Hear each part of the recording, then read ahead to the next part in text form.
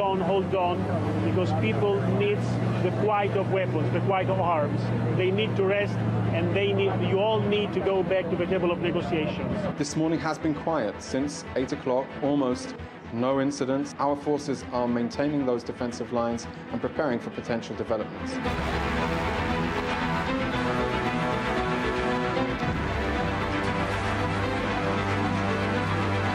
Atrocities committed by Israel required immediate reaction from us.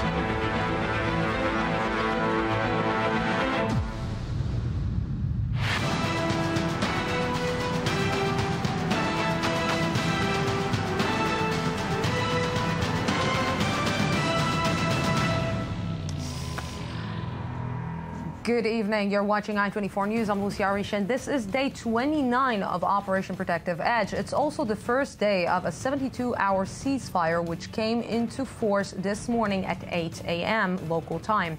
Only minutes before it started, Palestinian militants in the Gaza Strip unleashed a volley of rockets at Israel. But those were the last rockets to be fired, and since then, the ceasefire seems to be holding. Negotiations now begin in Cairo on a lasting truce. Hamas is insisting its demands, which focus mainly on easing the blockade of the Strip, and Israel has dismissed most of Hamas' demands as completely unrealistic. And with the ceasefire holding, a tense quiet is prevailing along the Israel-Gaza border. Israel said it has completed its tunnel-destroying mission, although there might be 2 or 3 tunnels that they haven't found yet. Troops has pulled out of the Gaza Strip, but Hamas military officials warn that the operation is not over yet. And tonight, to start talking, continue talking about this current operation, I'm joined by Reserve Major General Dani Yatom, the former head of the Mossad Intelligence Agency. Good evening. Thank you very much for coming. Good evening, Lucy. And also David Tzul, a member of parliament for the centrist Nu'a Party, and of course former commander of the border police. Good evening. Thank you very much for coming. We can say that this is the first day of the ceasefire. Can we say that it's the last day of the operation, or this operation is going to continue in one way or another, and Israel will continue its routine in the south?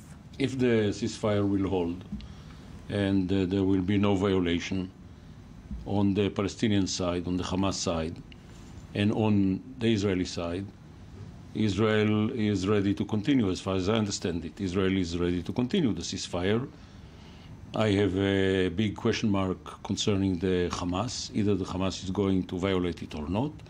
But as long as there will be no violation, it won't be the last day of the ceasefire or the last day of the operation. And there is an inner connection between the truce and the operation. Once the truce breaks down, the operation will continue. I agree with Mr. Yatom, and I think that the mutual interest in this ceasefire is to hold the fire. I think the military already announced that they finished this tactical mission which they got from the cabinet to destroy the tunnels, the terror tunnels. About the missiles, it's something which is probably in the hand of the Hamas. And the Prime Minister said it also at the first day of this cycle of violence. He said the quiet will be answered by quiet. So we are back in the first week. We're now in Cairo on the talking, and we have to see what's going to come from those talking. Before we will continue, we just want to see how this day looked like, and this item by I-24 News correspondent Uri Shapira looks at the day which just passed. After nearly a month of intensive fighting, calm finally came to Israel and the Gaza Strip.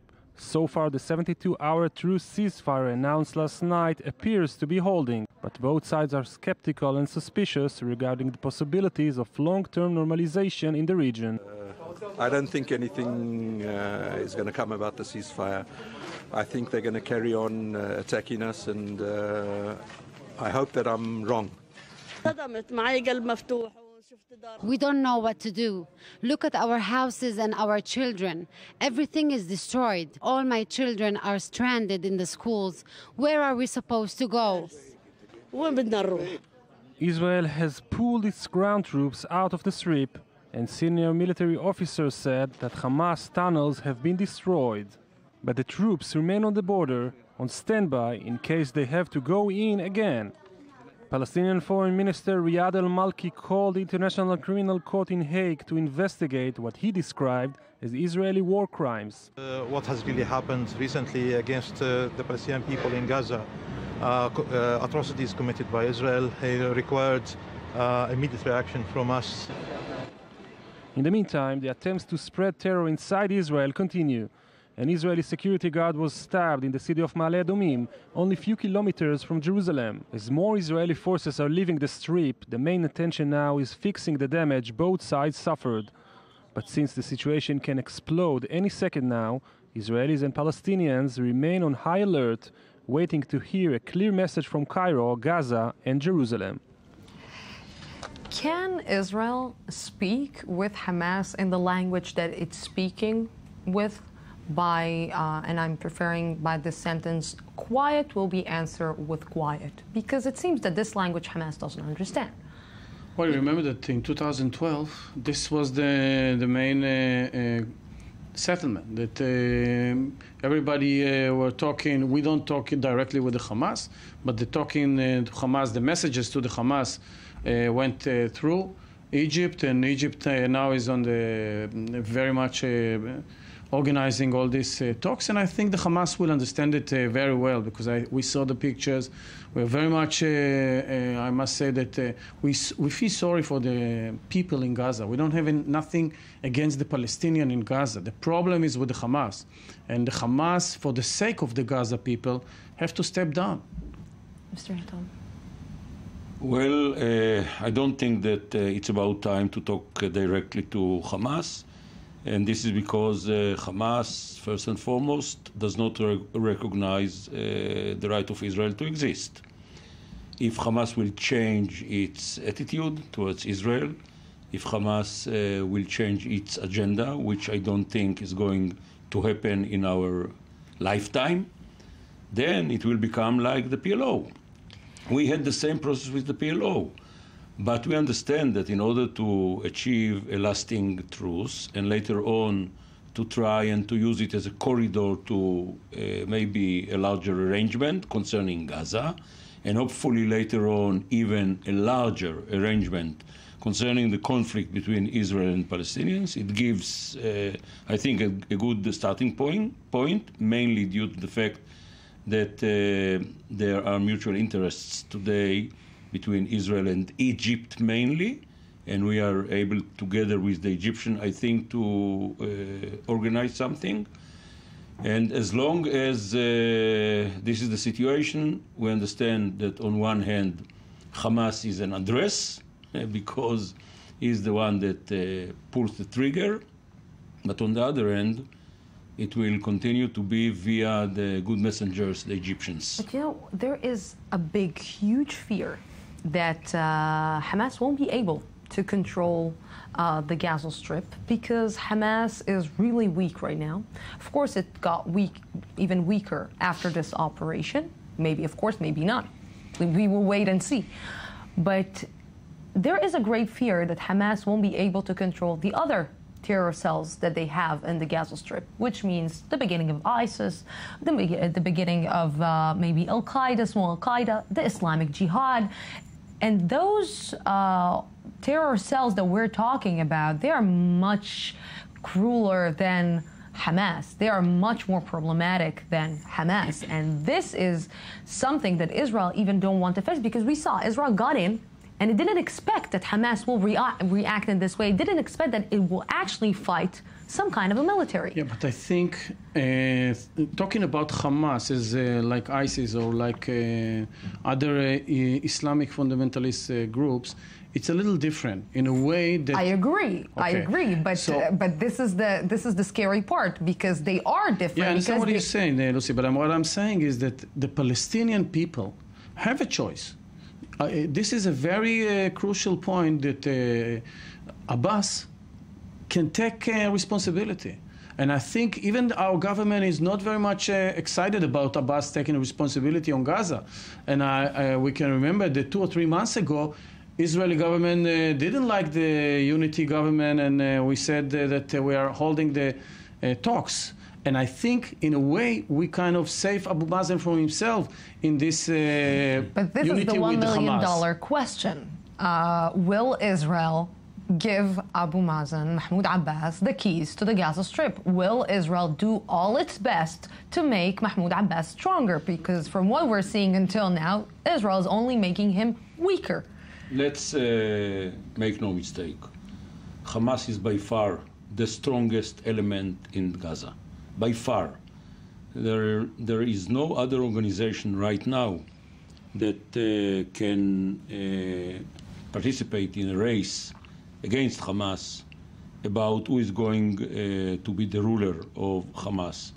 Hamas is more weakened nowadays, but let's remember that in this operation, the Israeli troops killed between 750 to 1,000 Hamas activists. Hamas remained as a military force, a very strong one, relatively to the other forces in the Gaza. Today, Hamas has something like 15,000, 16,000 warriors, terrorists. The leadership of Hamas, both the high command, the military high command, Mohammed Def, and the political leadership, they were not touched. All the echelon is there. What we can understand and the from ideology got stronger. And the ideology and the narrative, the Palestinian narrative, got stronger. The resistance against Israel got stronger. Well, you know, it is true because there are no happy wars. All the wars are very ugly, and there are casualties on both sides, especially on the side of the Palestinians. Unfortunately, many Palestinians which are not involved at all, innocent people, but again, we have to remember, how did it start? Firstly, Hamas was the one that poured rockets over Israel, and only then, after relatively long time of hesitation, the cabinet, the government decided to retaliate. In addition to it, Hamas dug all its infrastructure amongst the people, amongst the population. They hide it, and they hide behind the backs of the population. They use the population as a human shield. So I'm not sure that everybody in Gaza is happy about Hamas. But I think that many of them fight since 1982. It's the first time that they really gave a fight. I don't see the same phenomena that happened in Egypt, of uprising of the population against the ruler, meaningly against Hamas. This is not going to happen. Many of them are afraid, and many of them think ideologically the same like Hamas. Or so they are being trapped. Yeah. Unfortunately, the only realistic way, and I got back to your other question, is to try and to help Abu Mazen to control Gaza. Remember that the Oslo agreement was signed between Israel and the PLO, not between Israel and Hamas. So Abu Mazen, I think, is a partner.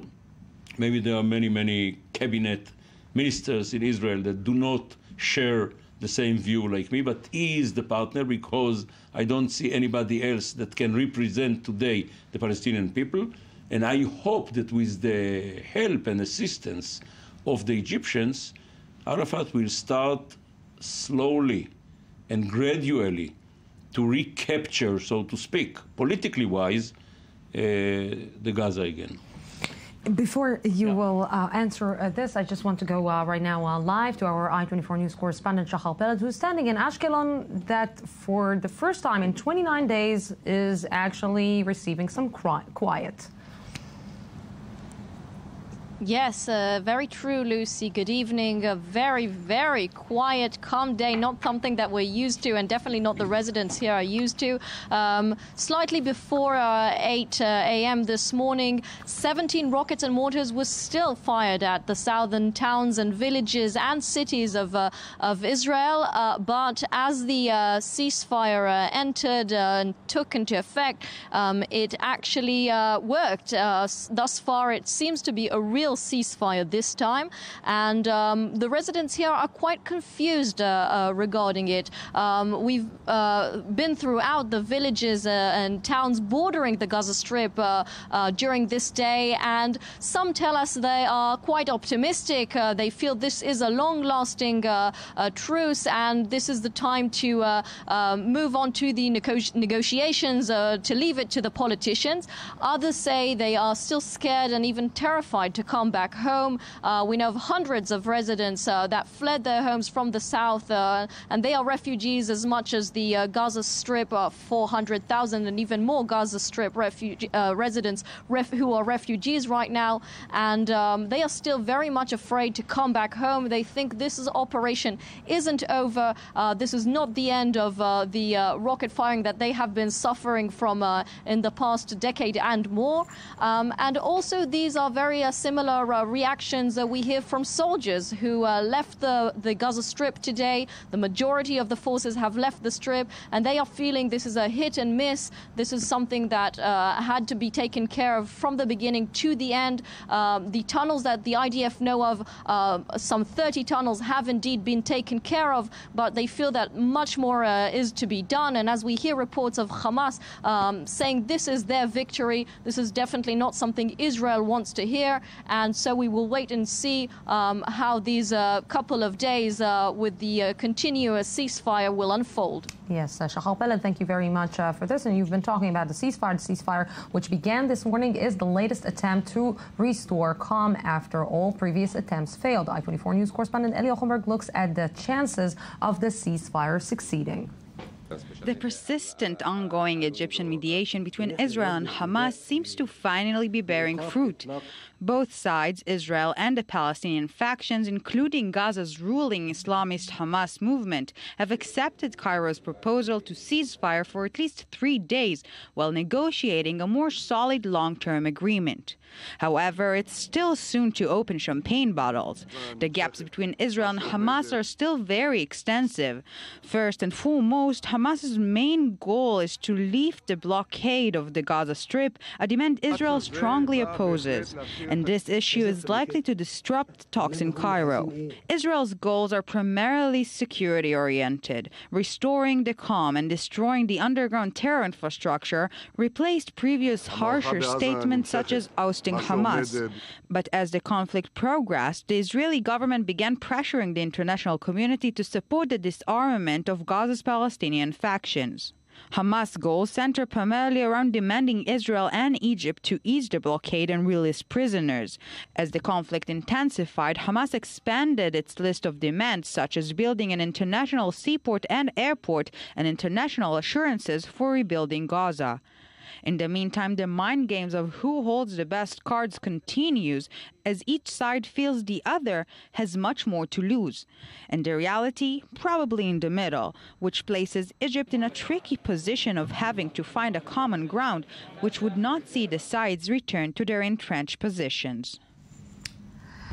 And joining us also to this panel to see if the situation is tricky for Egypt or not, former ambassador to Egypt, Yitzhak Lebanon. Good evening. Thank you very much for Good evening, coming. Lucy. Before I will start with you, you wanted to answer. Yeah, I want to add two things. I think Abbas has two main missions in my perspective. First, to try to hold demonstration and terrorism, which we see that is leaking from the West Bank, which is something very important, and this is his responsibility directly. And one way or another, he is controlling it. Yeah, definitely. So, but we see on the last days that some demonstration are kind of becoming a terror attack, and this is very dangerous. And the second issue, I think, is that he got the opportunity today, which I think CAIRO, and probably we'll hear from Mr. Lebanon more about that, and also the international community and the moderate Arab countries waiting for him to take responsibility for the people in Gaza. So, of course, he's got a very hard challenge how to do it with the Hamas. But Hamas already accepted to be part of his government. And for Israel, definitely it's going to be a big challenge to recognize that Hamas can be maybe part of this unity government. So I'm not sure the cabinet will take it. We'll ask what is stopping Benjamin Netanyahu from taking a decision at this point. Is it a tricky situation for Egypt, or Egypt is actually becoming the Messiah of the Palestinian? No, I think that you are exaggerating into the Messiah. But I think that Egypt is full speed ahead, in this process. They decided a month ago, they waited until the Hamas and the Islamic Jihad will accept the ceasefire. Finally, after 1 month, they accepted. And since then, they are fully involved in this process in order to bring the two sides together. But there's a point which is very important. Egypt also has its own position. They have its own mind, concerning few things, because the Palestinians and Hamas particularly, they are asking, for instance, the opening wide open doors, of the Rafah passage. It won't happen. Well, look, I don't know if it will not happen, because in the past, Egypt says it will not happen, and it happened, randomly, sometimes sporadically. They open it and they close it. I think that this will continue in the future, claiming that we are going to open it for special cases, and they can claim toward the Palestinians and the world that it is open, but in fact it's open for 3 hours or 4 hours or 5 hours. So Egypt has also a few their own involvement. The second point is it managed to block Qatar and Turkey by this definitely move. In the realm of the Middle East regional players. I think that Egypt had a success in front of Turkey, which is irrelevant completely. And Qatar understood that it will be soon very irrelevant, less, that the fact that they have to inject a lot of money in order to construct Gaza again. This is the role that everybody is keeping for Qatar. The money, give the money and stay aside.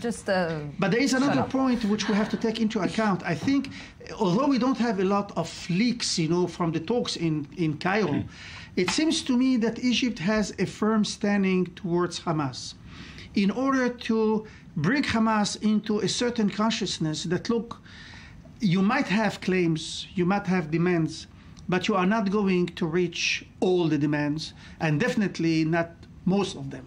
So they're trying to convince Hamas to slow down a little bit, to calm down, to take some of the demands out in order that you can move. The first priority for Egypt is the 72 hours of the ceasefire, which should be extended probably indefinitely. It is not only Egypt that, of course, has its interests.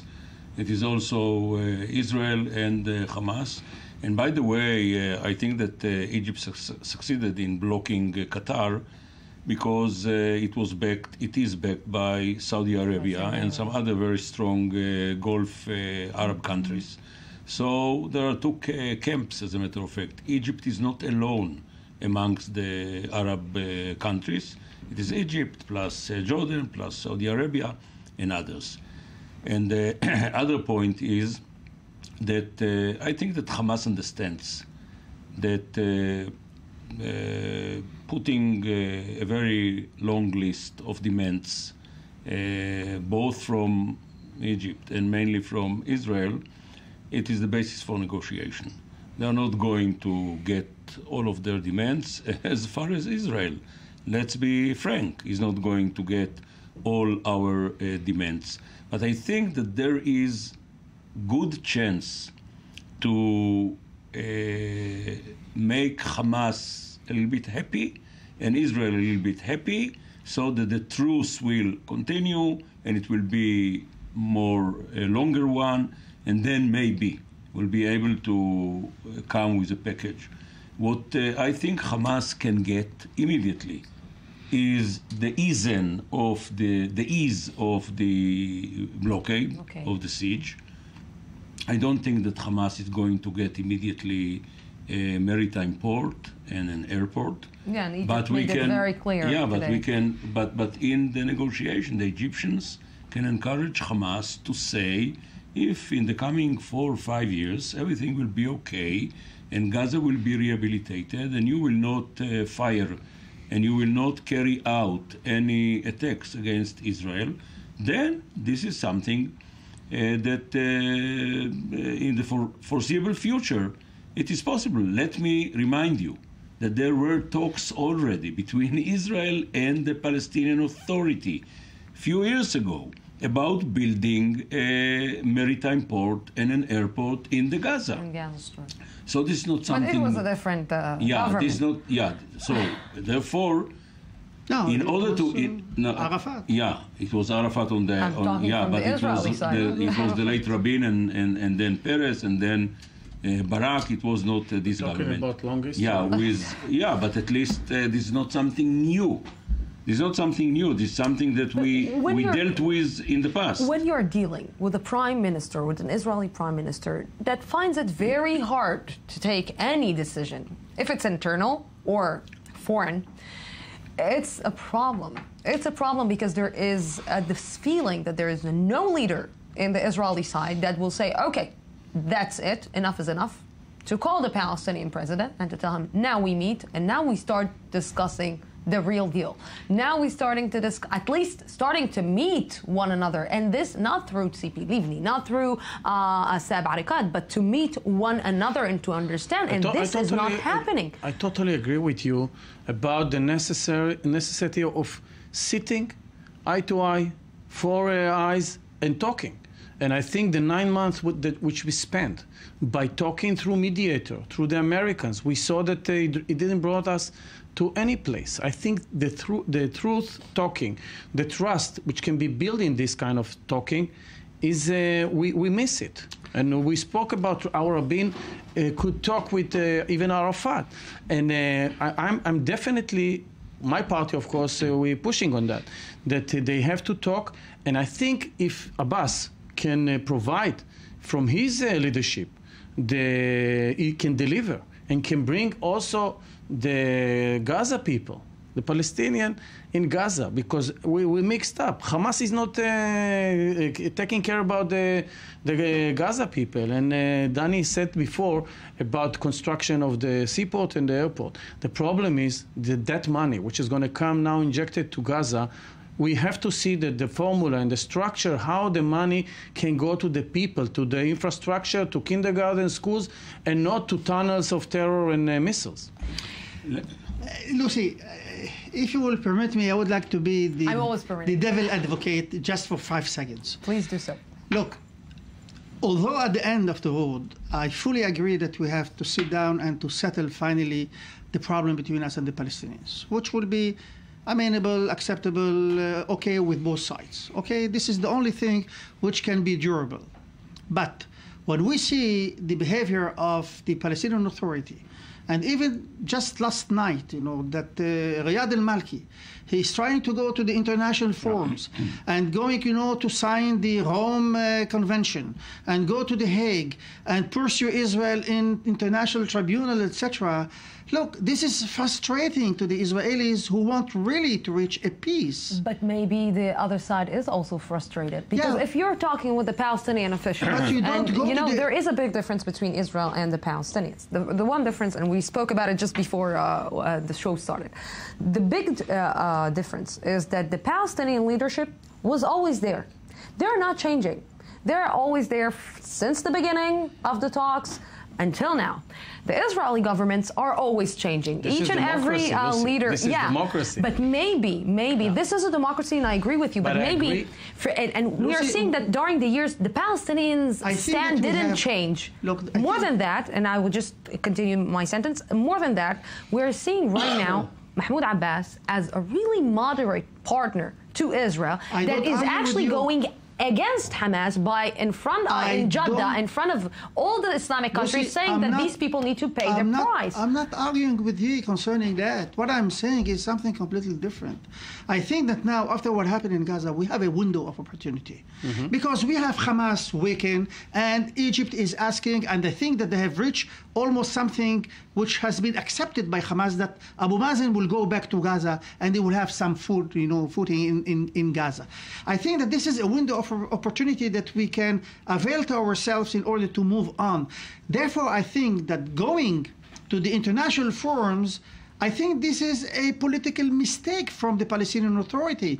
I think that they should rather push ahead the whole process and availing ourselves the opportunity with Gaza that we can sit down and discuss the whole issue. Yeah, by the way, Hamas was not with this stage because they were afraid that they will be also accused by but the Palestinians, international law. Let's be frank. The Palestinians made many mistakes, but we made many mistakes as well. And, you know, it depends today on the ideology of the government. Either or not, we will seize the opportunity and try to enlarge the scope of the discussions, not only in regarding to Gaza, the passages, everything. It is very, very important. But there is a golden opportunity with Egypt, with Abu Mazen, with Jordan, and with the other moderate Arab countries like Saudi Arabia to initiate something much bigger. Like, for instance, to call upon an international summit in order to deal with the reconstruction of Gaza, the rehabilitation of Gaza, in order to mobilize the Europeans, in order to mobilize the Americans, so that it will be a concentrated and concerted effort. And it might pave the way technically, but not only technically, but also strategically, to the opportunity and possibility that those discussions will start to take place. But I know the government of today, Tzuri is a member of the coalition. This is not exactly the thing that Prime Minister Netanyahu and many of his ministers in the cabinet and many of his members of the party in the Knesset would agree to and would back. So, you know, if Israel will not initiate, due to the fact that we have the upper hand, as Arafat used to say all the time, you, Mr. Prime Minister, you have the upper hand, so please do me a favor, etc. We are not going to, it is not a question of making favor to the Palestinians. It is a question of making favors for us. We have to initiate the resumption of the talks with Abu Mazen as our partner. I agree. I want to say two main things. First of all, negotiating and bringing a political solution is the only way to solve this conflict. That's it. I mean, we've been there. I fought, and me and Danny fought together. I know Gaza streets better than maybe Tel Aviv streets and Nablus and any place you can mention. And I'm telling you, we are stronger, we are better, we are more technology, it's true. But we can't defeat only by fighting a people. A state of mind, exactly. So we need to come to and see it. The second thing, and I'm very much agree with Mr. Lebanon, we have a windows of opportunity. It was a very bitter and bad conflict in this month. And I think from that point, we can go to a positive point, because we see kind of a moderate countries moving in. And we have to do it. Otherwise, as you said before, Lucy, we can find ourselves with a vacuum in Gaza, and we will see more radical. And we saw it on the history. We started with Nabih Berri in Lebanon. We finished with Moussaoui and then Nasrallah. We started with the Fatah in Gaza, and we finished with Sheikh Yassin. The world started with Al-Qaeda and finished with Daesh and ISIS and ISIL. And not finished yet. And not finished yet. Although we are not missing Al-Qaeda, yeah. But again, what I'm saying is, the deal which maybe we could sign in 2000 or even in 95 or 96 is something which maybe today we are very much missing today. Yes, in my opinion. David and Mr. Danny Atom, thank you very much for being with me. Thank you. Mr. Lebanon, you're still here. You're not going anywhere.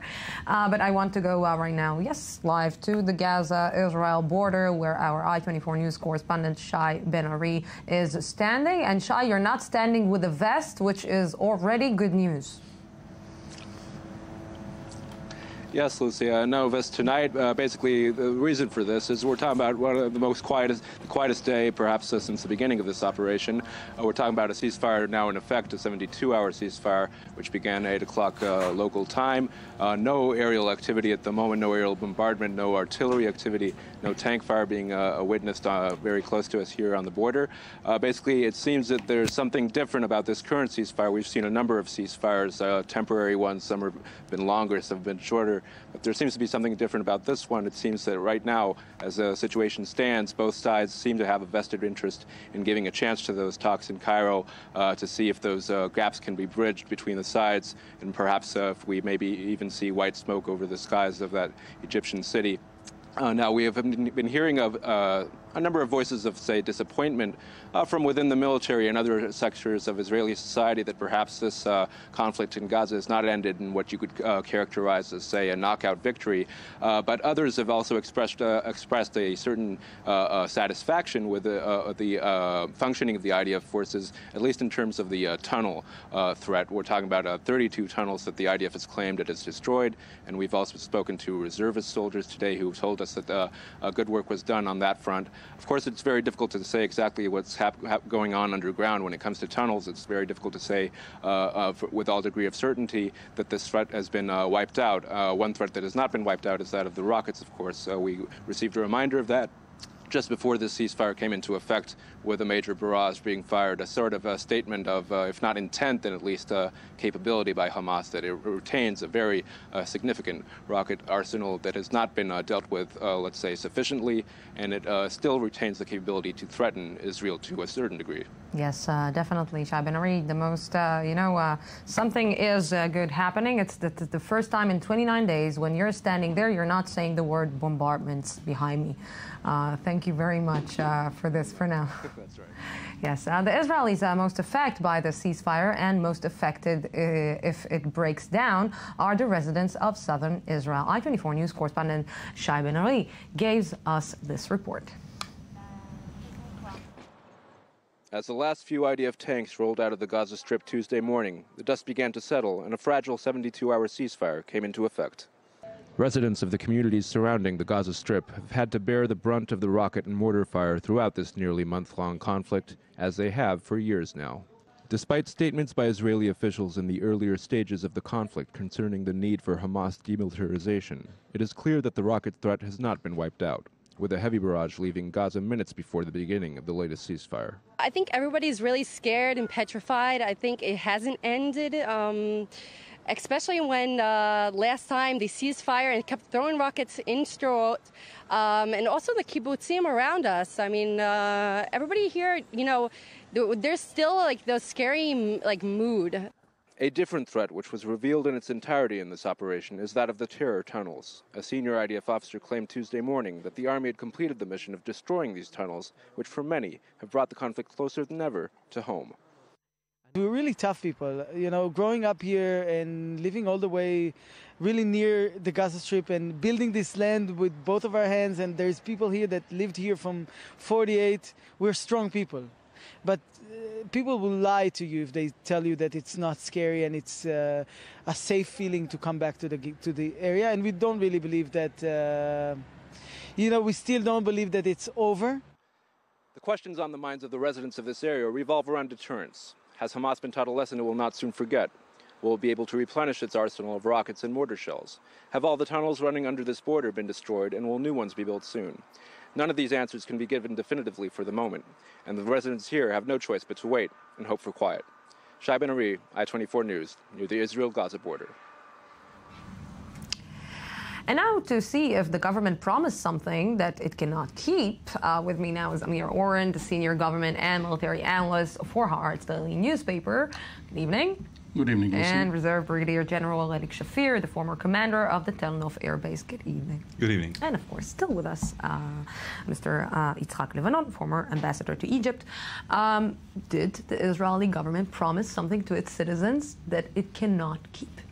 Well, Israel has won, and we have it from the best authority possible, which is Israel itself. So, having heard this objective analysis, we have to wait and see, first of all, the negotiating period. When you talk to senior military officers in the Southern Command, they are fearful that the next couple of weeks, at least 2 weeks, but perhaps even more, could be rocky, because there is hardly any communication between Israel and Hamas. It is all through intermediaries, and they are not certain that within Hamas, the difficulties that will emerge will keep the front quiet. But even after that, after a period of several months, the government and the military will have to see whether their promise of deterrence will really keep. Nobody up to now is so optimistic or boastful as to say, yes, from now on it is going to be peace and quiet. Peace and quiet? No peace and quiet. And is it what? I'm trying to understand what went wrong. What went wrong in this operation in one way or another by when the IDF got in, the military got in, and got a big surprise.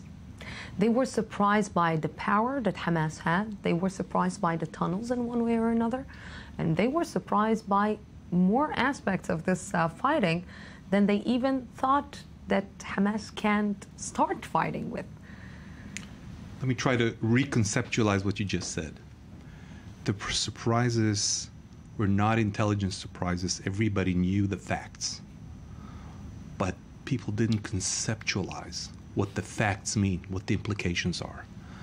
And I think the feeling is that Netanyahu's strategy has reached a dead end.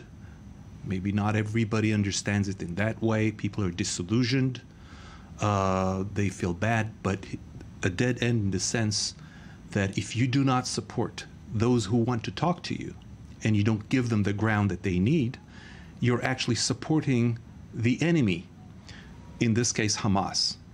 And by supporting Hamas and not supporting Abu Mazen, we are repeatedly going to go through the same motions until we make a decision that we cannot live in a dreamland where we just disregard the people who want to work with us. And I think in that manner, Netanyahu has, in a way, surprised himself by finding himself as the responsible adult who has to change, and he even said it. We need to make amends with Egypt and Saudi Arabia.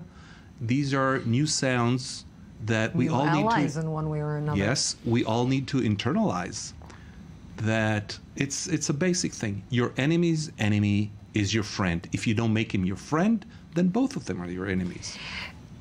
It seems that Israel don't know how to speak the language of the Middle East, don't understand the language. I will be more clear. No, not the Middle East, but the Arab world. We do it better than the others, yes. The Arab world. Don't understand the... Maybe, and I'll put it on the table, maybe Israel looked down too many times at the Palestinians. Maybe Israel disrespected the Palestinians. Maybe Israel didn't give them the respect, which is ihtiram, you know, the big word in Arabic, that they need to give them. Look, let me go back, like 20 or 25 years ago when we started, the whole thing between us and the Palestinians, etc. I fully remember, debates, inside the foreign ministry and with the people in the army, etc. The question of the mutual respect, al-ihtiram, what you are saying. I think that... Yes, I think that we understood it then, and if you see the several prime ministers and governments, including Begin, including Shamir, including even Sharon, they do understand the meaning of talking to the other side or to the adversary at the level of the eyes. I mean, this is the mutual respect that you give them. You're talking about leaders. You're talking about real Israeli leaders that had... When it comes to the people, I think that because of the circumstances, because of the behavior on both sides, etc., today, unfortunately, and I repeat it, unfortunately, there is a huge mistrust on both sides. We do not believe them, they do not believe us. So there is a job to do in order to regain this confidence between both population, in order that each one can trust that something could be possible in order to live together and to coexist. This is missing at this particular time because of the situation in the Middle East and the circumstances, the behavior of one side and the behavior of the other side. Allow me just to remind ourselves, a saying by, let me quote Churchill, which is benevolence in victory. There is no question who's the stronger side. There is no question who's holding all the cards. And it's time that we learned that you show benevolence, and that way you're able to create leverages. Because look at what happened with Kerry. Kerry saw he wasn't doing well with Israel and Egypt. He took Qatar and Turkey just to let the others know that he can play with others, and things have changed. So in this kind of a game, you cannot disregard the interests of the other players in the party, and this is something that we need to internalize. If you work back from results, you may infer intentions. It is not always right, but one strange result of the operation is that Palestinian Islamic Jihad was almost decimated. Israel concentrated more of its firepower on the Palestinian Islamic Jihad battalions, especially the frontline battalions, than on Hamas, and Hamas leaders were better at hiding. The result is that now, if Hamas does want to impose its authority on the rogue elements, including Palestinian Islamic Jihad, it can. It doesn't have any excuse because Hamas has kept some of its power. This may have been intentional. Now, and regarding the Israeli Defense Forces and the Israeli society, people are willing to make sacrifices, including the ultimate sacrifice, but only if it is not in vain. If they or their relatives find out that after a year or two, we are back to square one, back to where we started, same cycle of violence, they are going to ask themselves, to what avail was all of this? We're talking about a weaker Hamas after this operation, or a stronger In my Hamas? eyes, definitely yes. But I think that we're missing the point, because we're talking about the final, let's say, station that we would like to go there to discuss, with the Palestinians. We're not even at the first. I think that we are the first station now, and I think that we have to wait and see what will be the outcome of the discussions in Cairo. Because it is imperative in my mind that we can have a kind of a solution, a kind of an arrangement, an understanding which can bring to the Israeli the security they need, meaning there will be no danger, strategic weapons or deadly weapons or offensive weapons coming from Gaza toward the Israeli citizenship. This will bring the Israeli the security that they are looking for, and this is why they went into this operation. And on the other hand, to ease the life of the 1.8 million Palestinians in Gaza, in order they can feel they are not in a huge prison anymore. Everything is open, and this is the window of opportunity that Israel can catch together with Egypt, with the others, because we can create this coalition in the Middle East and to move to the second station and the third station. You've been talking about rebuilding the trust between the Israelis and the Palestinians, but it seems that the government now needs to rebuild its trust between Israel and Israelis, because it is promising things to the civilians. It is going to operations when it knows that it cannot achieve the goals that it's putting on the table this entire 29 days, because they've been talking about the tunnels, the quiet. We know that this quiet won't be achieved unless there will be a final solution or final agreement, I will say, between the Israelis and the Palestinians. So why to put the Israelis into a vague reality? Well, there's no need and no meaning to sound condescending. But people who want absolute commitments, absolute obligations, that no harm will come their way, are sometimes acting like spoiled children. People who live in the north know that Hezbollah may one day open fire again. We had 8 years of quiet, but it could change overnight for many reasons, including Iran's orders to Nasrallah to start some diversion on the northern front. Nobody can tell any resident of Kiryat Shmona or of the kibbutzim and moshavim near the border that it will not happen. And much the same way, people have a legitimate stake at coming back to the south if they are sure that their children will not be subject to someone coming up from a tunnel. This is, again, legitimate, but nobody can tell them for sure that nothing will happen, that on the way from their kibbutz to work there will be no traffic accident, and that life will go on as usual forever. It is impossible. And when the military goes in, they know. I think the military people who are where the rubber meets the road understand the limitations of power, and also understand, and people watch TV and they're informed just like the civilians, that we're putting our military strength at risk by not creating coalitions with those who are maybe not want to support us, but are willing to support us and work with us. And so we are destined to repeat the same mistakes again unless we change our route.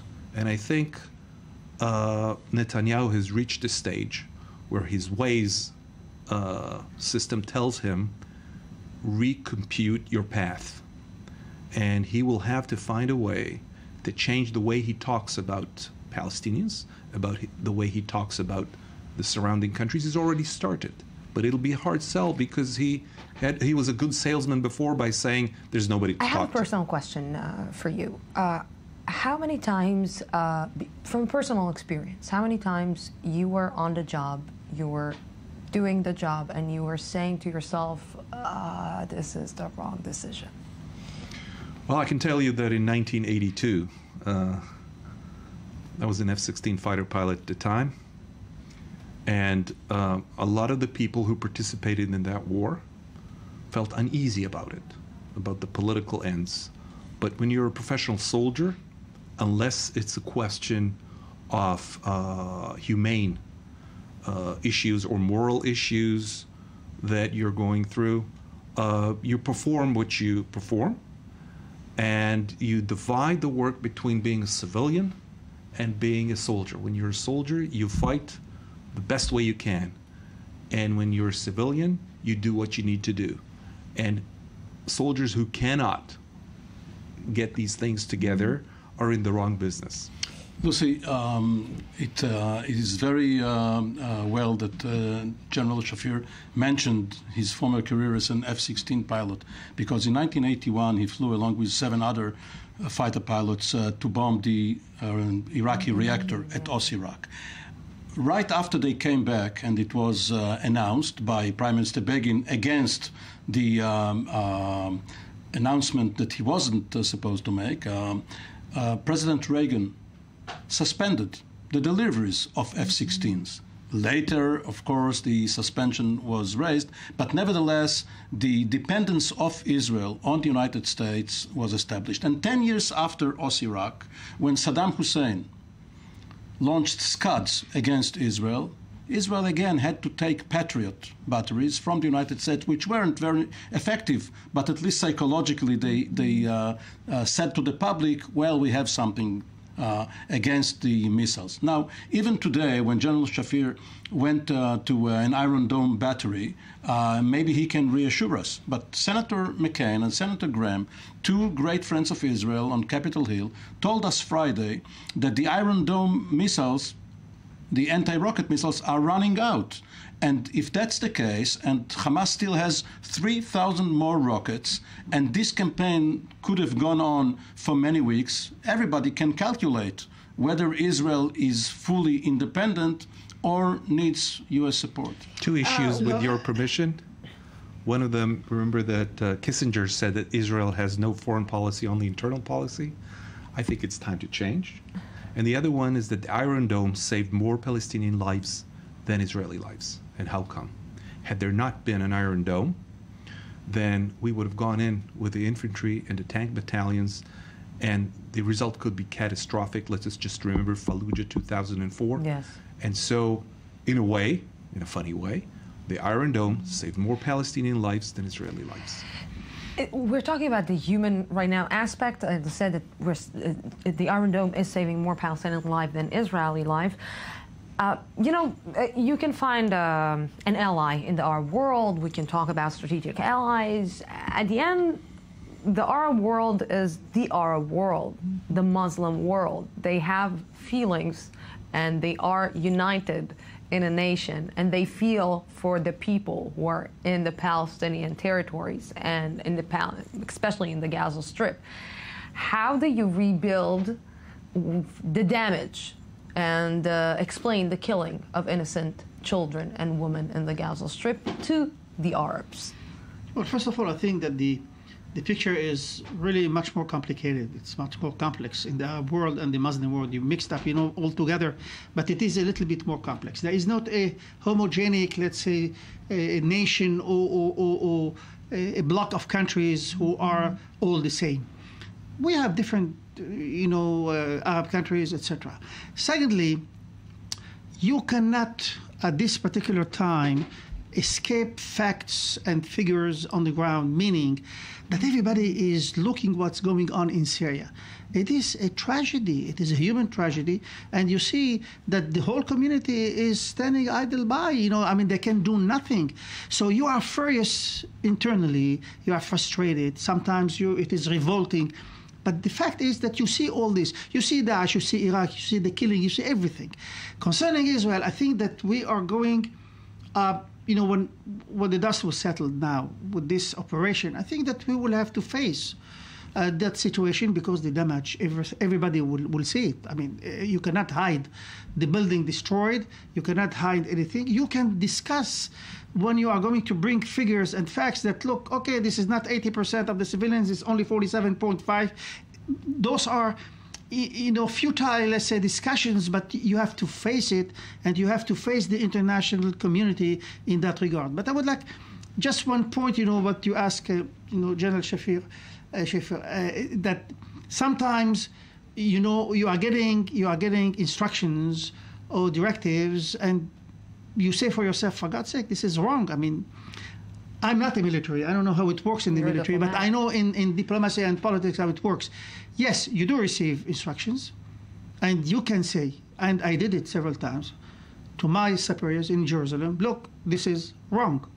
But at the end of it, it is a decision taken by Jerusalem, and you comply with it. Yes. Gentlemen, I don't think that you could finish this. I have 20 seconds. Gentlemen, thank you very, very, very much for coming, and let's hope that the next time that we'll come, we will continue the diplomatic efforts and not the operation efforts. Thank you very much for coming. We're going out for 2 minutes, and then I'll be back.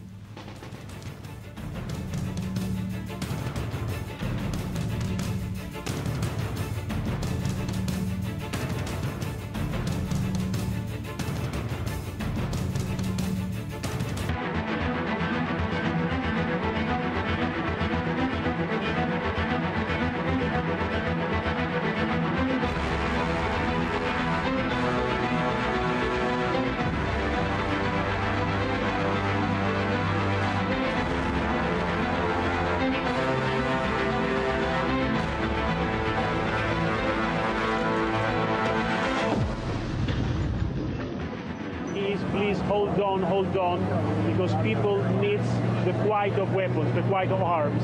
They need to rest, and you all need to go back to the table of negotiations. This morning has been quiet since 8 o'clock, almost no incidents. Our forces are maintaining those defensive lines and preparing for potential developments.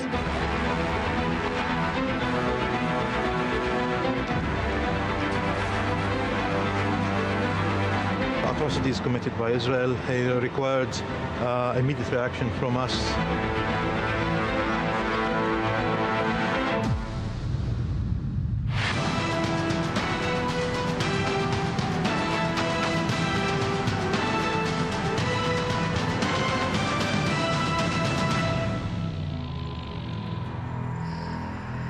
And welcome back to this special edition of the news today. We, of course, continue our extended coverage of Operation Protective Edge. And we will just say that it was now published that the terrorist that commanded the abduction of the 3 boys just around a month ago was captured by Israel. And, of course, we will continue updating about this specific matter just in a few minutes. Of course, maybe the abduction of the 3 boys, this was what triggered this entire operation to kick in. And right now I'm joined in the studio. By Professor Galia Golan, the head of diplomacy and conflict studies at the Interdisciplinary Center in Herzliya. Good evening. Thank you very much for coming. And also Reserve Colonel Itamar Yair, Israel's former Deputy National Security Advisor. Good evening. Thank you very much for coming. Mr. Yair, Colonel Yair, yesterday we started talking about the importance to rebuild the Gaza Strip in order that Israel will start to rebuild its reputation in the international community. How do you start doing it? First of all, it's not Israel that can build Gaza. This is perhaps the main point. The only ones that can build Gaza are the Palestinians, together with the help of some of the brothers. What I think it's very obvious is that for that they need few other players. First of all, they need the Egyptians. Secondly, they need some positive players, mainly from the Gulf. And when we speak about the Gulf, we don't speak about Qatar, that was very successful on providing them money that was used for the wrong elements and the wrong... Sending the money, but not controlling the money. Not only controlling the money, but they use the money for the wrong elements within Gaza. We need some other players. And I think that when we check who are the other players, and again, it's not us, it's them, some of the players are the Gulf states, mainly perhaps Dubai, Abu Dhabi. Those 2 players have a lot of influence on and very deep involvement on infrastructure all over the Middle East. The biggest company in the Middle East that build houses is a company from Dubai, for example, a company called Emar. This was a company that was very interested and was sent by the leader of the Emirates in 2005 to build Gaza. And their chairman came here during the short time before the disengagement. And I personally took him for a tour in the Gaza Strip, on the Israeli areas there. And he came with a business plan at the time. What is business plan contain? A business plan, he came with it to Abu Mazen and got his blessing. And the idea was to use the Israeli settlements at the time as the centers of new neighborhoods. And the idea was that they will bring the money, they will sell these apartments in relatively cheap prices, and they will be responsible for the whole operation. Now, I'm not so sure, and I'm not the one that will recommend to go for a project to them or to another companies, of course. But the idea of using the Egyptians in one hand and some positive players from the Gulf in the other hand to build Gaza with cooperation with the Palestinian Authority, this is the way to go forward. Before we continue this, and we will ask, maybe this is the starting with the Egyptian initiative, I just want to go right now live to our senior Middle East analyst, Ali Waked. Ali, good evening. Ali, can you give us more details about the capture of the terrorist that commanded the abduction of the 3 boys just a month ago? Lucy, this is not Marwan al-Qawasmi. This is a very close family relation and a very close assistant of al-Qawasmi. The arrest of al-Qawasmi shows that the Israeli army, the Israeli security forces are closing the gap until reaching Marwan al-Qawasmi and Abu Amr, the 2 main suspected. We can say that this is a huge progress towards reaching the 2 and solving the problem, whether Hamas was indeed or was not directly involved and orchestrated the kidnapping of the 3 young Israelis, which everybody maybe forgot, but was one of the main reasons for the war or for this round of confrontation between Hamas and the Israeli army in Gaza. Let's not forget that Hamas tried and didn't take any responsibility about this act. Hamas was consistent by saying we didn't do it, and now this just changes the entire picture. This doesn't change the entire picture because for the moment Hamas did not take responsibility. Hamas still insists that it was not involved in the kidnapping. Talks that I had with leaders of Hamas in the West Bank say that the Israeli army, the Israeli security forces, have no proof that Hamas stands behind this kidnapping. And this was the pretext, this was the reason that Israel used in order to launch this operation against Gaza. They refer to reports that said that the IDF was waiting to choose the suitable moment in order to launch this operation against Hamas missiles arsenal and against the tunnels of Hamas. For the moment, the military wing and also the political direction of political leadership of Hamas deny any relation to the kidnapping of the 3 Israelis. Can we, in one way or another, maybe say that this is some kind of a message, because we believe maybe that there was a complete coordination between Israel and the Palestinian territory to get to the kidnappers? Can we say that maybe this is a message that President Mahmoud Abbas is trying to pass to Israel here? I am doing something? Maybe, but what's sure is that this, if it revealed that there was a Palestinian-Israeli coordination around this arrest, it will embarrass the Palestinian delegation in Cairo. This Palestinian delegation that is headed by a direct representative of President Abbas. The Palestinians made every effort to show that this is a united delegation, that Hamas accepted that representative of the PLO, of the Palestinian Authority, of President Abbas will lead this delegation. And this report can put some tension between the members of the delegation. This is what will be very interesting to see how this report, how this publication will have an impact over the Palestinian delegation in Cairo. Yes, Ali Waqid, of course, you will continue updating us about this specific matter. Like we said, the commander that commanded this current the abduction of the 3 boys was captured by not Marwan Kawasme, but Bassam Kawasme was captured by Israeli forces, and that was just released. Let's get back to the delegation and the Egyptian delegation and the Egyptian initiative. Can this be the start of the Egyptian initiative? Can the Egyptian initiative say, okay, part of the rebuilding, part of this discussions and this diplomatic efforts that we're trying to do needs to take under consideration that we need to rebuild the Gaza Strip? I don't know that the issue was specifically what's going to happen economically or physically in Gaza. I think the major issue was political. Who is going to be involved, and will, in fact, we see simply a return to, on the one hand, the quarantine, so to speak, or the siege of Gaza, that is again Israeli control of everything that goes in and out, and basically stopping things going in and out. I mean, this is the issue from the point of view of the Palestinians. Gaza was simply a prison, because Israel controlled all the entrance, exits, and air, and Egypt, of course, had one side of it.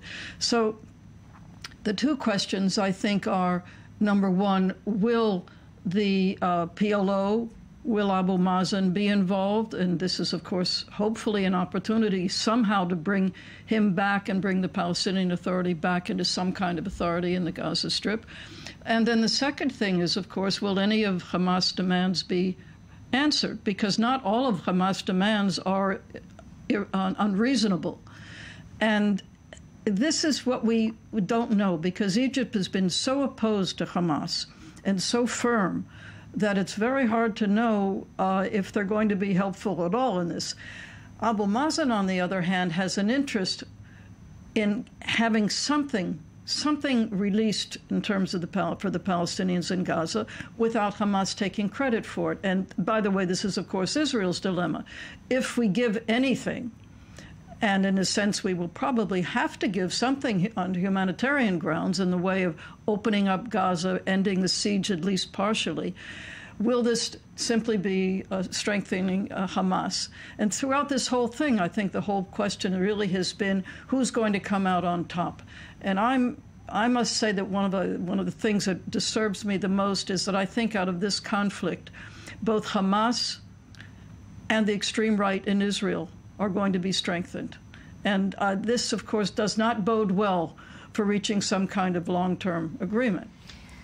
This is very worrying because it's not the only time that I've heard this, I think, during these days, that at the end of the road, at the end of the tunnel, what will happen is that Hamas will get stronger in the Gaza Strip. And the West Bank. And I'm sorry, in the West Bank. And it will just change the entire game from one side to the other. I disagree with the whole concept. I think that Hamas will not become stronger after this operation, not in the West Bank and not in the Gaza Strip. And I think that even these days we begin to hear more and more criticism, even within the Gaza Strip, even though to criticize Hamas in the Gaza Strip these days it's not exactly a friendly environment for that. I think that we need to divide what we as Israelis see in the other side of the line of the non-official border. We see Hamas. We see targets. We see people that try to kill us. But most people there are not Hamas. Most people there, and we speak about 1.8 million people, many of them voted for the Hamas a few years ago. When you check the support for the Hamas lately, before the operation, it was very low compared to that. But in the end of what we had in the last month, I'm not so sure that so many people will be proud of the fact that 400,000 apartments and houses were destroyed, where most people don't have electricity. I asked a few soldiers, when you have been there, did you see any electricity? Did you see light in the other side? They said, we didn't see light in the other side for the last few weeks. So I'm not so sure that the Hamas will get the support. I think that one of the main interests that Israel, but not only Israel, Egypt first of all, and most of the Arab world, and the Palestinian Authority has as part of the negotiations now and as part of the future picture in Gaza, is that everything that will happen will not be with or without, for and against the Hamas. It must be with or without the people of Gaza. And the question, of course, is who is leading them? Who will get the credit, if I may?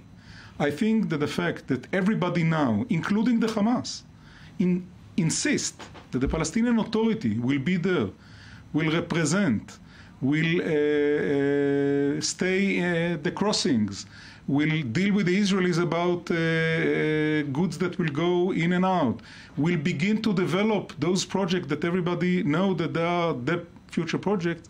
It's a very unique situation when everybody, including the Hamas, want the Palestinian Authority there. I think that Israel already said in many ways, in different words even, that we accept that the Palestinian Authority is the one that will lead the process in Gaza. And this element, I think, is crucial and makes me very optimistic, because if they can lead what is happening in Gaza, with all the difficulties with the Hamas that still exist, it means that the Israeli government, perhaps they will not be happy to do it, but it's clear to them that they need to deal with the Palestinian Authority. They are already doing it in the West Bank. They were managing the West Bank. They are managing the West Bank. They are controlling the West Bank in a we can say almost perfect way to maintain the silence in the West Bank. But you know, you are saying, and I'm hearing this a lot, the key words are make Mahmoud Abbas stronger, get him stronger, give him the keys, and then he will find a solution. But on the other hand, we're seeing an Israeli government that every single thing that it's doing, it's making him weaker. If it's by building in settlements, if it's by not releasing the fourth stage of prisoners, if it's by backing out from settlements that it's getting, if it's from, let's say, decisions that it got with the Palestinian territory. It seems that the Israeli government is saying, okay, we don't have any partner, because these voices, we hear it too in the Israeli government. We don't have any partner, and Mahmoud Abbas is not a partner for now. So how can you deal with that in this case? How can you deal when the government is saying, basically, we cannot play with Mahmoud Abbas? I think that there is a change already. When you listen to the words that the Israeli government use, there is a difference already. Now, I don't pretend that the Israeli government became a great lover of the Palestinian Authority or Mahmoud Abbas personally. What I assume is that what we had in the last month convinced some of the decision makers, not all the ministers, but some of the real decision makers, that for good and for bad, even if we don't like the Palestinian Authority, the dreams that the Hamas will disappear after a big operation are dreams. And if these are the two choices, it's clear that it's better for us to deal with the Palestinian Authority, even if we don't think that we can reach a full peace agreement. And this is the direction. I'm not speaking about love story. I speak about a very pragmatic way to try to move on. And I think, and I have said it a few weeks ago in one of the meetings with the media, the international community, including our main friends, along the operation, supported us, but they had a list, and they wrote down everything that they believe that we owe them. And I think that we are now very close to the minute where our friends, first of all, and not only the Americans, will come to us and say, okay, we supported you, now you will go further on those issues that you didn't want to go further a short time ago. This is an optimistic view of it. I mean, certainly Hamas was in a very weak position. That's one of the reasons, of course, that we had this little war. But we do have to look at the situation today where the Abu Mazen is seen by many, many people. I'm talking, of course, of the West Bank. He's seen as a collaborator. And this is... there are places he can't even show his face, or his people can't show his face. We've seen a rebellion inside Fatah itself. So it's a very serious issue. Of course, he's going to the ICC and outside institutions to try to somehow show that he is doing something, whereas basically Hamas is the only one that has really stood up. I don't think that I don't think that the population in Gaza are all Islamists. I don't think they love Hamas. But they blame Israel for not having electricity. It's Israel that bombed the electric works. It's not Hamas. I think it's naive to think that the people in Gaza are going to blame Hamas. They don't like Hamas, I'm certain, but they're the only ones that have resisted Israel, and I think that makes a difference. The question, obviously, is where it's going to go from here, and I think ultimately, the best or the most I think we should try for is some kind of regional, possibly even a regional meeting, something where we can take advantage of this, the support that we do have and the opposition to Hamas and the Muslim Brotherhood in Egypt, Saudi Arabia, Jordan. We should take advantage of this. The Arab League could be very helpful at this point, and there is the Arab Peace Initiative. But we're going to have a very serious problem because we have to find a way to deal to of course, as you've been saying, strengthen Abu Mazen. The only thing that's really going to make a difference here, I think, is if indeed there is a change in the Israeli government, as my colleague suggests, that would be willing to do something serious. And I say something serious because just having talks again will make no difference. If, in fact, the United States would press Israel, I don't believe it's going to happen. If they were to do it, and to say very frankly, something that I think the public in Israel realizes quite clearly, nothing has been solved, and you're going to have rockets again X number of years down the road, or an intifada in the West Bank tomorrow, perhaps, unless you do something more serious. Most of the public in Israel, as I'm sure most people know, and certainly the people living around Gaza, believe that we should have gone in and completely destroyed everything in Gaza, because they understand that without something happening, I would, of course, answer without the other happening, a political solution. But one way or the other, we know that nothing has been accomplished. Let's see together the current status in the Gaza Strip, and afterwards I'll ask, maybe Israel shouldn't have left the keys and forget when it did the unilateral withdrawal from Gaza. Let's see, with the fighting possibly over, at least until the next major flare-up, attention is turning to the problem of rebuilding the Gaza Strip, which has been heavily hit in this current operation. I-24 News reporter Daniel Campus has more. As Israel and Hamas entered the longest ceasefire since the beginning of the conflict, questions are being raised about the cost of rebuilding the areas devastated by the fighting. The first appraisal by Deputy Palestinian Prime Minister Mohammed Mustafa put the cost of reconstruction at around $6 billion. These funds are expected to be used for rebuilding approximately 100,000 homes, as well as rebuilding hospitals, schools, and other affected public infrastructure, such as electricity, sewage, and water. Then there's also assistance needed for the 520,000 people human rights groups say have been displaced by the hostilities. According to Ali Al-Hayek, vice president of the Palestinian Federation of Industries, the Israeli bombardments also destroyed 50 factories that produced food products, soft drinks, and textiles, among other goods. Up until 2007, right before the Hamas takeover, experts estimated that construction represented 28% of Gaza's GDP. But once Egypt joined Israel in sanctioning Hamas and blockading the enclave, construction materials became scarcer and therefore were smuggled in through tunnels running under the Egyptian border. Israel eased some restrictions in 2010 and again in 2012 and began to allow imports of cement earmarked for construction projects funded by the international community, primarily Qatar. But fears that Hamas will again use these materials for military purposes are only one of the many complex issues behind the reconstruction of Gaza today. As it turns out, a large share of the cement that did reach Gaza in the past went into building Hamas's infrastructure and attack tunnels. It is still not clear whether this time Israel will impose stricter restrictions on the imports of construction materials into the Gaza Strip.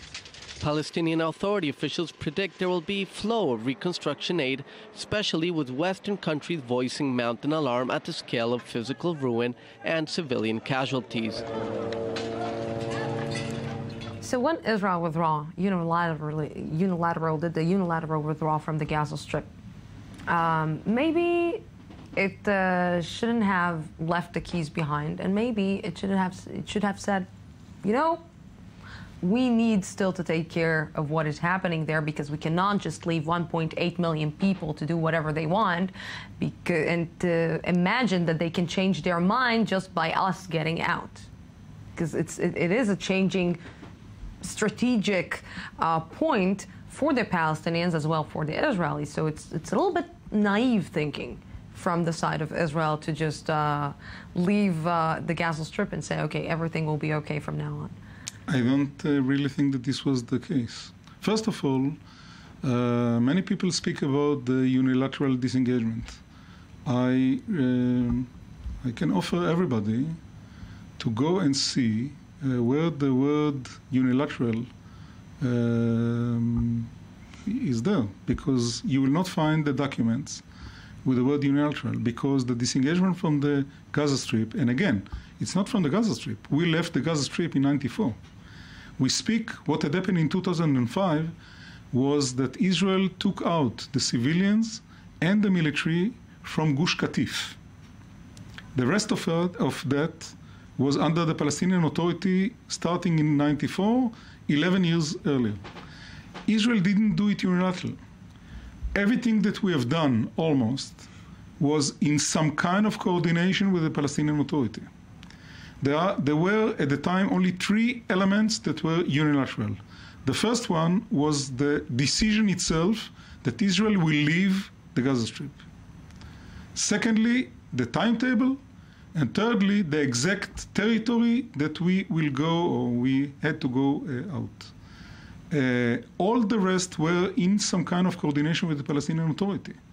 Having said that, I can tell you about meetings that we, at the time it was the National Security Council, had led together with all the Israeli ministries, together with the international community representatives, deeply with the World Bank, with other organizations, Mr. Wolfenson at the time. We have done a lot of planning how to bring the Palestinian Authority to be able to control these areas that we will go out in a way that will serve the Palestinian people interest. I'm sorry to say that when we met at the time, Mr. Dahlan, he refused to get the packages of the information even. And I remember myself and Mr. Ramon at the time, that was the Deputy Prime Minister, saying to him, together with other representatives, look, if you will not use the Israeli settlements, for example, and the Israeli infrastructure, in what way you will have the upper hand on the Hamas? What can you offer other than that the Hamas can't offer? And more than it, I can tell you that at the time, we asked, the Prime Minister at the time, Mr. Sharon, asked the Palestinians to declare that they will find interest to use the Israeli settlements. You know, and they refused to do it. They refused to do it. You know, Mahmoud Dahlan, this is a name, Mohammed Dahlan, this is a name that I haven't heard in a long time. Thank you both very, very, very much. Maybe he will be back. 2 minutes, and then we will be back.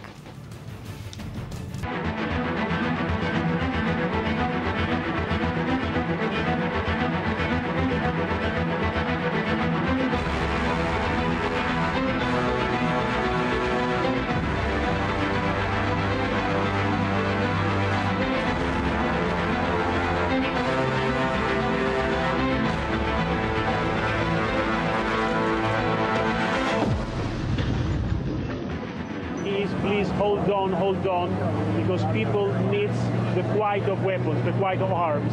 They need to rest, and you all need to go back to the table of negotiations. This morning has been quiet since 8 o'clock, almost no incidents. Our forces are maintaining those defensive lines and preparing for potential developments.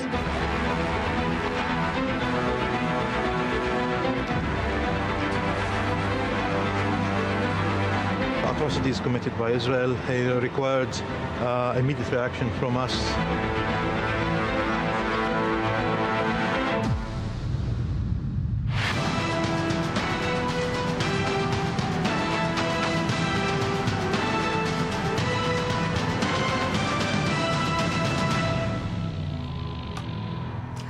Welcome back to this special edition of the news today. We, of course, continue our extended coverage of Operation Protective Edge. But before we continue discussing Operation Protective Edge, I want to talk with Avi Sakharov, Senior Middle East Analyst for Times of Israel and for Walla website. Good evening. Thank you very much for joining me. Good evening, Lucy. Avi, let's try to understand who is the current person that was captured. Is he really the one who gave the command to do the kidnapping and the murder of the 3 boys just a month ago? Well, according to what I hear from Palestinian sources, from Israeli sources, this man, Hussam al-Kawasme, a resident of Hebron area or Hebron city, admitted in his investigation in the Israeli Shin Bet that he was the commander of the Hamas terrorist cell that kidnapped the 3 Israeli boys June 12th from the entrance to Alon Shvut in Gush Etzion. Now, this man was arrested at the area of Shoafat neighborhood, north of Jerusalem, by Israeli special forces. What we also know, and what I published just a few minutes ago, is that Hussam al-Kawasme's brother was one of the prisoners, the Palestinian prisoners that were released in Gilad Shalit's deal, in the exchange of prisoners, in exchange of Gilad Shalit. and he was one of the men of Hamas that was exiled to Gaza Strip. So then again, the brother of the commander of this Hamas terrorist cell is located in Gaza and is working under the umbrella of the former Minister of Interior, Fathi Hamad, who's a very known Hamas official in Gaza Strip. So is it a coincidence that the same day of the ceasefire this comes out? Well, in this case, I have to admit that I think that it is. Okay. I know because it's not coming from the Israeli Shin Bet this time. It's coming because there's some kind of a discussion in the Israeli High Court in Bagat in 2 days. And the Minister of Justice was the one that published this appeal that was made by his lawyers not to go and demolish his house in Hebron. So in an answer to this appeal, they answered that he admitted in this investigation that he was behind this crime, or the commander of this cell. But then again, what is even more interesting about that, Lucy, is that actually there are some very clear fingerprints right now from Gaza's leadership, from Hamas's Gaza's leadership, to this crime, because they cannot just get behind those excuses of we didn't know, we didn't hear. Actually, there are some growing evidences that the man, the brother of Hussam al-Kawasmi, who is still in Gaza Strip and is working with Fathi Hamad, is probably the one that sent the message to his brother in Hussam Kawasmi in the West Bank, and from there to the kidnappers Marwan al-Kawasmi and Amr Abu Aisha. So can Hamas continue saying that they got nothing to do with this kidnapping? Of course they will, and of course they will say that that's a lie, and actually nothing out of this report is true. But, you know, if Hussam al-Kawasmi admitted in his investigation, and we know that his brother is a Hamas a militant who was exiled to Gaza Strip, and then again is working with Hamas's leadership over there, I think that it's going to be very difficult for them to continue and say and claim that they weren't behind this attack. Avi, one more question. How much is the Palestinian Authority, Mahmoud Abbas, the Palestinian government is involved in this arrest? I'm not aware that this time they were involved in this arrest. I must say that they were the ones that gave the information about the two militants that committed the kidnapping and the killing of the three boys of Marwan al-Kawasmi and Amr Abu Aisha. I have to mention that according to the investigation, what we understand is that those two terrorists, Marwan al-Kawasmi and Amr Abu Aisha, when they called someone, if you remember, during the recording of the call, yes, we heard them talking to someone and saying and celebrating, we killed three. That man was Hussam al-Kawasmi. He was the one that received the phone call saying, we killed the three. Yeah, so what started in Hebron and continued to East Jerusalem ended in the Gaza Strip in one way or another. Avi Sachal, thank you very, very much for this. Thank you, Lucy.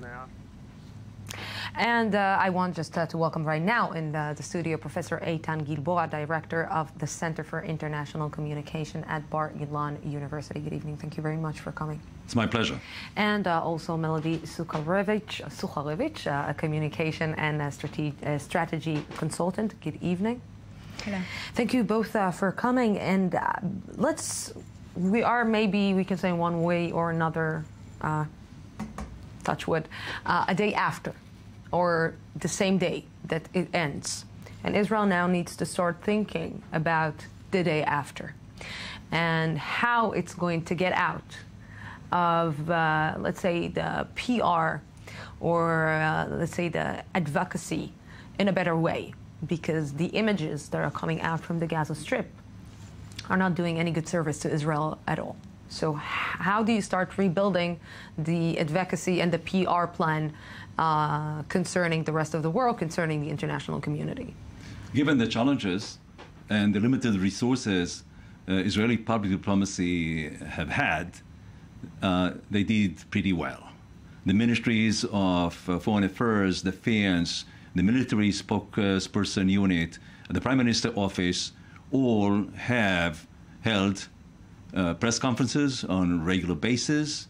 They provide information. They used effectively social media and websites.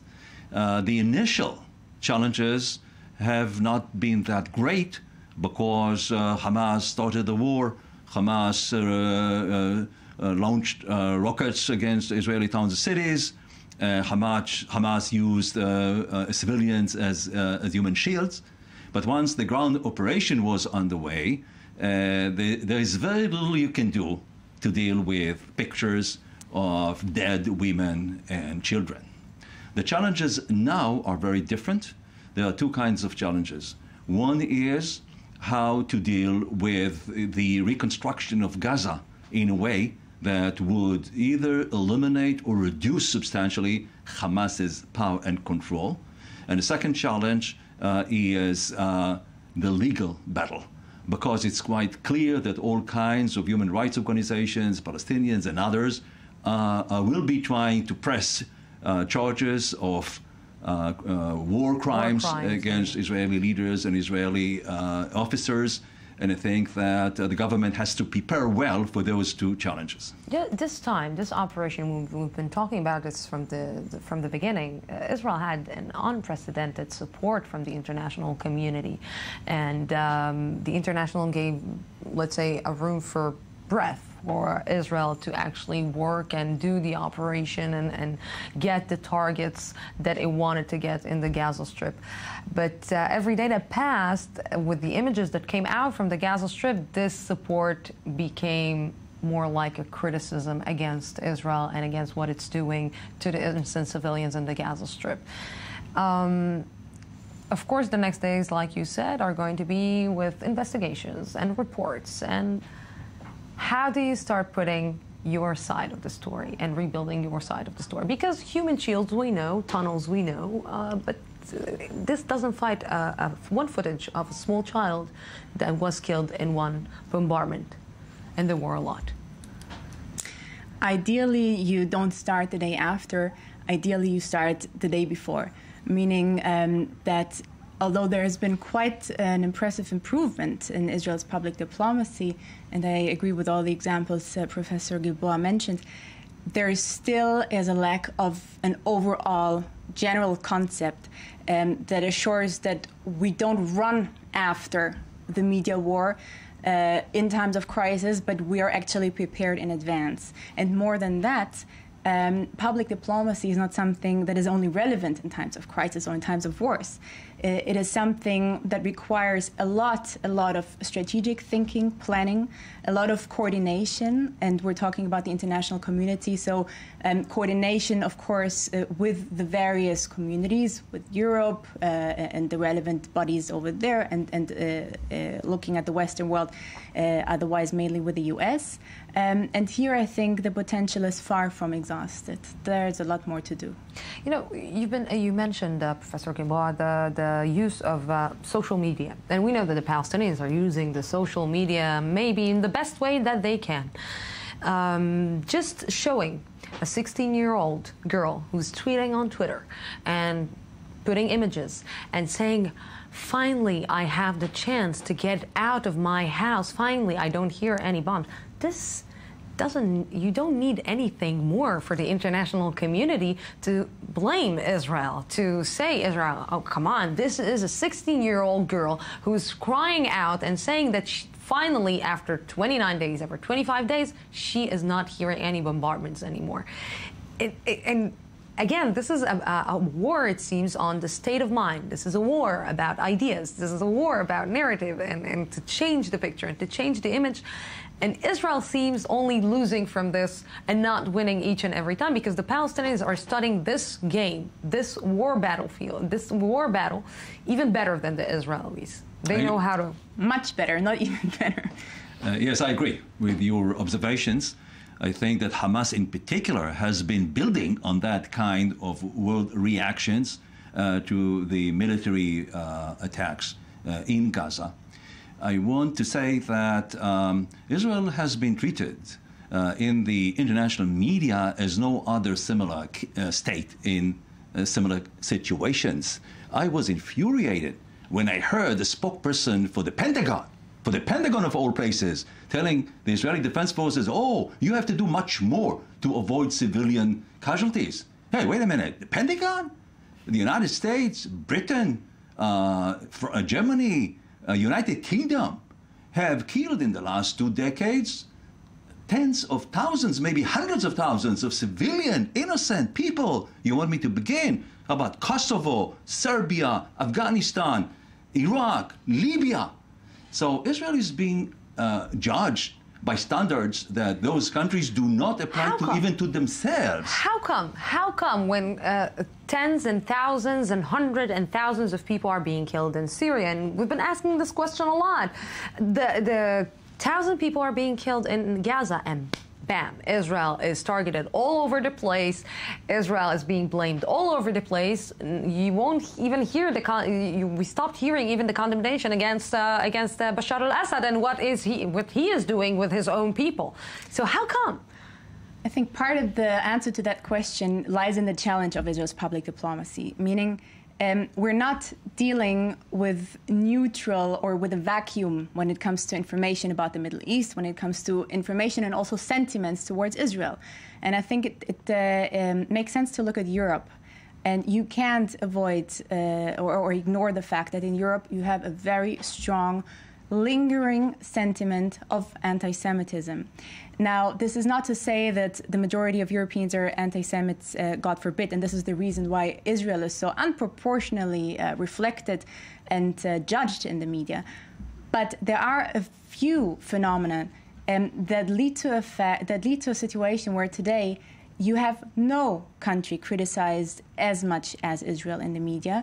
You have almost mobs of partially radicalized people running to the streets and chanting anti-Semitic slogans that you haven't heard in Europe since the 1930s. And you have quite a silence by the general public about it, or an acceptance about this new phenomenon of a mix between extreme sentiments against Israel, anti-Semitic, anti-Israel criticism, and some lingering sentiment that can only be explained in the long run, I assume, by anti-Semitic background. We're seeing that the anti-Semitism and anti-Israel is combining together in the last few years. I want to thank you to the media and the way that the media is actually criticizing or reporting about Israel, reporting about the Middle East. And one way you will find our colleagues on the BBC who are saying that Israel's doing wrong. Israel, it's anti-Israel. What you're doing to the Palestinians are war crime, and et cetera, et cetera. And on the other side, you'll find Fox News, that our colleagues in Fox News, that will take it totally to the other way and won't stop protecting Israel. Is this the way? Is this the way for the media to take one side? Isn't, like, for example, what Fox News is doing is actually more hurting Israel than helping it? Media coverage, Western media coverage in particular, of this protective edge military operation has been guilty of failures, professional and ethical failures at a huge magnitude. And I think that if you look at, I've compared Chinese television coverage of the military operation in Gaza and the BBC coverage and that of CNN, and you would be surprised. Who would have expected Chinese television to be more objective and more professional than, say, the BBC?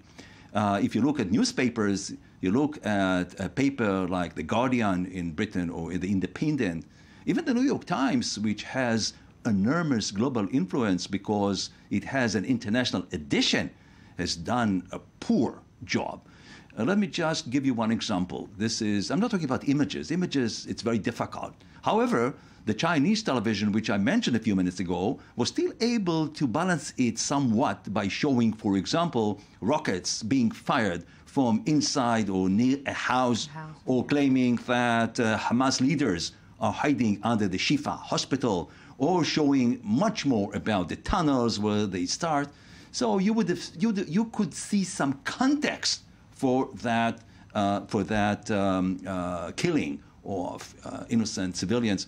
But let me take you to one point which I think is very important. Proportion is the name of the game. And Israel has been accused time and again, oh, you have the right for self-defense, but you are using disproportionately force to defend yourself. So proportion is very important, and one problem is civilian versus combatants. Yes. Now, the numbers that are coming from Gaza, the numbers coming from Gaza, from Palestinian sources, even UNRWA sources, UNRWA is controlled by Hamas, so I don't make any distinction between the two, have been shown, the two last operations, to be highly exaggerated, and I'm sure that the ratio between civilians and Hamas fighters would be like 50% and not 75% or 80%. But the next question is the whole casualty game. The New York Times, for example, every day during the entire operation had a table, like how many Palestinians were killed and how many Israelis are killed. But this is an absurd game, because take this moral equivalence of, say, World War II. 1 million Germans were killed in World War II. Only 12,000 Americans. So what's the idea? The Americans are guilty of war crimes. They started the war. So and this is what the media have been doing in the last few weeks of the operation. And this has been a major challenge to Israeli public diplomacy, because the media is a major carrier of information about the battleground. I want to take you to this point, to the foreign policy of Israel, which we have a little bit some problems in it, and I want you both to see the United States, for example. While Israel was engaged in combating Hamas tunnels, another front has emerged with the United States, its closest ally. I-24 News diplomatic correspondent Tal Shalev takes a look at the latest scandals clouding the communications between Jerusalem and Washington. It all began with the best of intentions. I told Prime Minister Netanyahu that John is prepared to travel to the region following additional consultations. U.S. Secretary of State John Kerry barely survived 9 months of failed Israeli-Palestinian peace talks. And poof. But nevertheless, he just couldn't stand aside and watch the rapid escalation in the region he was supposed to be taking a pause from. It's a hell of a pinpoint operation. It's a hell of a pinpoint operation. We've got to get over there. Kerry resumed his favorite habit of shuttle diplomacy, but unfortunately, U.S. mediation efforts to end Operation Protective Edge didn't bring Israel and Hamas any closer to ceasing fire. Meanwhile, a wedge between Jerusalem and Washington increased by the day. Our view is it's simply not the way that partners and allies treat each other.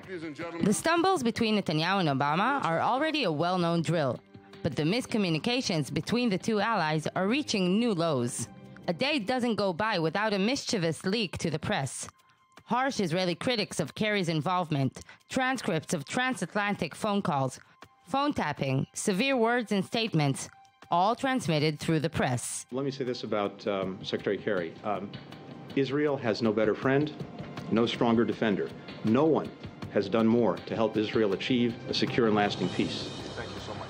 The umpteenth diplomatic crisis between the Obama administration and Netanyahu's government comes at an extremely crucial point, when Israel needs as much international support it can get. That could explain why the Israeli Prime Minister is seemingly trying to tone down the rhetoric. I think the United States has been terrific. Even Netanyahu knows that with all their flaws, Kerry and Obama are the best friends Israel has. For the long run, targeting them will undermine the ability to face the true enemy, Hamas.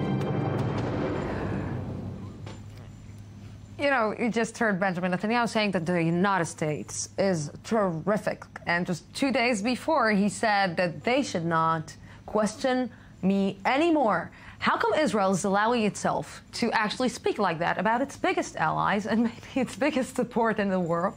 How come? I think in general, it's almost impossible to pass a serious crisis or war like the current one with the amount of tension without having the one or the other small diplomatic incident on the way, even when it comes to your most but you know, important it seems strategic... that Israel has a lot of diplomatic incidents, especially with this administration in the United States.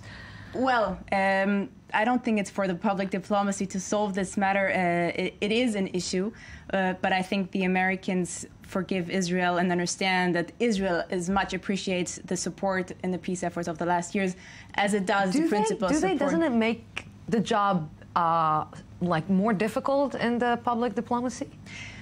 Of course it does, but here again, we don't start with the war. We have to look at the years, what happened before.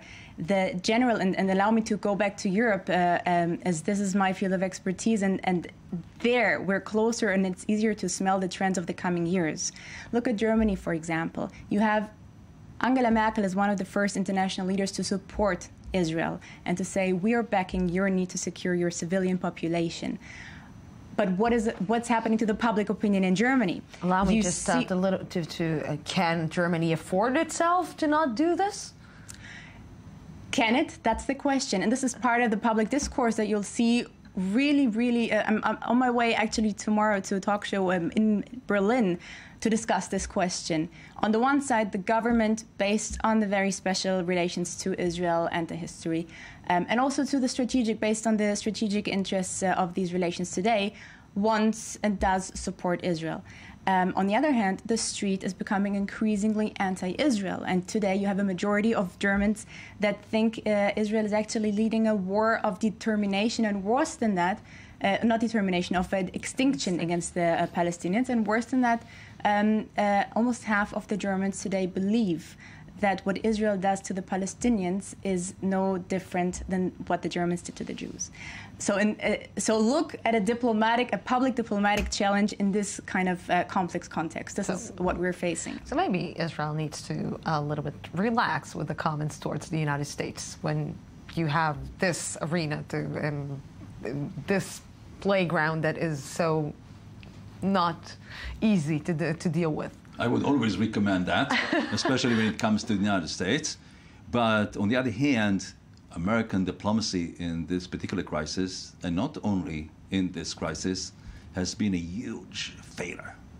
And John Kerry is now competing for the title of one of the worst American secretaries of state. Where is Kissinger? Where is Madeleine Albright? Where is Jim Baker? People with much more brain and much more ability to mediate and negotiate in very difficult world affairs. There has been, I'm just returning from a few weeks in the United States, there has been a lot of criticism about the handling of American diplomacy across the world. Oh, you don't want me to start even talking about the foreign policy of the United States. But everything is interconnected. So the failure in the Ukraine, Iraq, Iran. Syria here, this is accumulating. And people simply don't count anymore the United States. In this particular Gaza operation and crisis, American diplomacy has made a huge mistake. Instead of siding with its friends meaning Egypt, Saudi Arabia, the Persian Gulf, the sheikdoms there, and Israel, they sided with the enemies of the United States, Qatar and Turkey.